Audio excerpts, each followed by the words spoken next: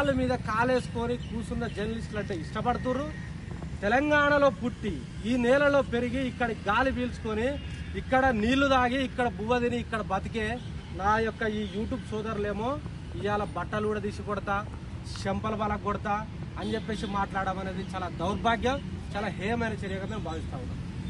రేవంత్ రెడ్డి అనేటోడు అసలు పాలన చేయకుండా ఇలాంటి అరాచకమైన నిర్ణయాలు తీసుకోవడం అనేది చాలా దౌర్జన్యము, ఇది దారుణం అని మేము బీఆర్ఎస్ నుంచి వెళ్ళి మా యొక్క బీఆర్ఎస్ విద్యార్థి విభాగం నుంచి వెళ్ళి మేము ఖండిస్తా ఉన్నాం. అయ్యా రేవంత్ రెడ్డి, వీళ్ళేదో ఇల్లు అడగలే, వీళ్ళు చేస్తుంది ఏంది? ఇవాళ ఇల్లు కూలగొడితే హైడ్రా పేర, మూసి బాధితుల పేర హైడ్రా పేర ఇల్లు కూలగొడితే దాని గురించి జనాలకు చెప్తున్నారు. అదేవిధంగా లగచర్లలో నువ్వు గిరిజనుల మీద దాడి చేస్తే దాని గురించి వీళ్ళు నిత్యం పోరాటం చేస్తున్నారు.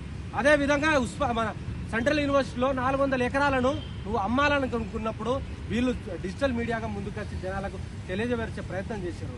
అదేవిధంగా నువ్వు ఇచ్చిన హామీలలో పెన్షన్దారుల దగ్గరికి పోయి అయ్యా నీకు 4,000 రూపాయల పెన్షన్ వచ్చిందా అని చెప్పేసి జాగృతం చేసే ప్రయత్నం చేస్తూ ఉన్నారు. అదేవిధంగా మానాటి నిరుద్యోగులకు ఇక్కడ ఉన్నటువంటి ఉస్మానియా యూనివర్సిటీలో కానీ తెలంగాణ రాష్ట్రంలో ఉన్నటువంటి 30 లక్షల మంది నిరుద్యోగులకు నిరుద్యోగ భృతి ఇచ్చిందా అని చెప్పేసి దాని గురించి జాగృతం చేస్తూ ఉన్నారు వాళ్ళు. అదేవిధంగా ప్రతి సంవత్సరం 2 లక్షల ఉద్యోగాలు ఇస్తా అని చెప్పిండు, మెగా డిఎస్సి ఇస్తా అని చెప్పిండు.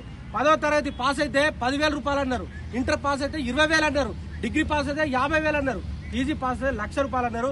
ఇక్కడ ఉన్న వాళ్ళందరూ పిహెచ్డీ చేసి వీళ్ళందరికీ 5 లక్షలు ఇస్తా అని చెప్పారు. దాని గురించి జనాలకు తీసుకుపోయే ప్రయత్నం చేస్తూ ఉన్నారు ఈ యూట్యూబ్ సోదరులు, అదేవిధంగా డిజిటల్ మీడియా. ఈ నిత్యము ఇక్కడ తెలంగాణ రాష్ట్రంలో జరుగుతున్నటువంటి అరాచకాల మీద, తెలంగాణ రాష్ట్రంలో జరుగుతున్న దోపిడీ మీద, తెలంగాణ రాష్ట్రంలో జరుగుతున్నటువంటి అవినీతి మీద నిత్యం తెలంగాణ ప్రజలకు పొద్దున్న లేస్తే వీళ్ళు తిండి లేకుండా తిప్పలు లేకుండా బండ్ల మీద తిరిగి రూట్ లెవెల్లో గ్రౌండ్ లెవెల్లో తీసుకొచ్చి ఇన్ఫర్మేషన్ జనాలకు తెలియపరుస్తుంటే ఈయనకు ముడ్డి మిసలనియకుండా చేస్తున్నారు కాబట్టి ఆయనకు వశపడతలేదన్న. కాబట్టి మేము రేవంత్ రెడ్డి గారిని ఒకటే తెలంగాణ ఉస్మానియా యూనివర్సిటీ గడ్డ నుంచి కానీ బీఆర్ఎస్ పార్టీ నుంచి హెచ్చరిస్తా ఉన్నాము. చంపలేసుకొని ఇవాళ నువ్వు చేసిన తప్పు కాబట్టి చంపలేసుకొని స్వయాన అమరవీరుల స్తూపం కాడ ముక్కు నేలకు రాసి నా యూట్యూబ్ సోదరులకు నువ్వు క్షమాపణ చెప్పాలి. లేని పక్షంలో నువ్వు ఎట్లయితే గద్దెరెక్కినవో రేపటి రోజున నిన్ను గద్దె నుంచి అట్లయితే ఇస్తారు వీళ్ళు. ఖబర్దార్ రేవంత్ రెడ్డి అని చెప్పేసి మేము హెచ్చరిస్తా ఉన్నాం.